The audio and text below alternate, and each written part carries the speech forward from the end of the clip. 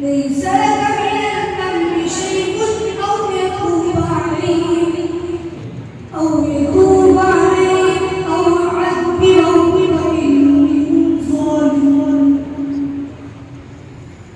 ولله ما في السماوات وما في الأرض يغفر لمن يشاء ويعذب من يشاء والله غفور رحيم.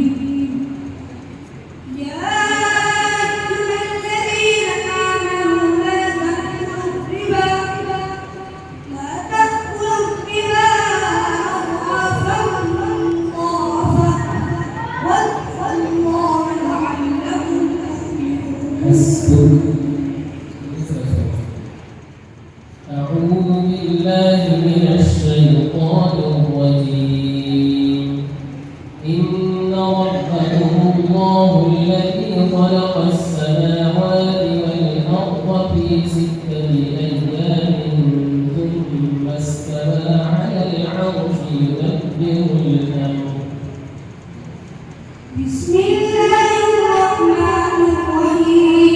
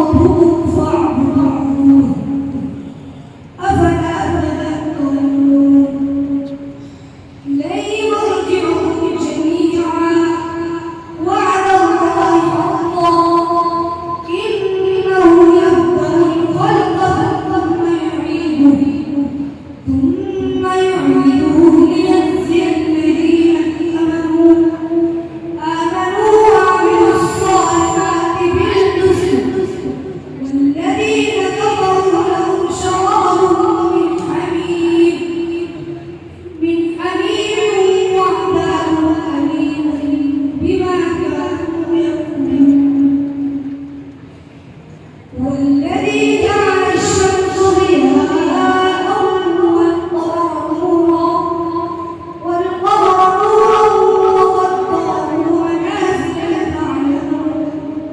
وقدره منازل تعلموا عدد السنين والحساب ما خلق الله ذلك إلا بالحق يفصل الآيات لقوم يعلمون.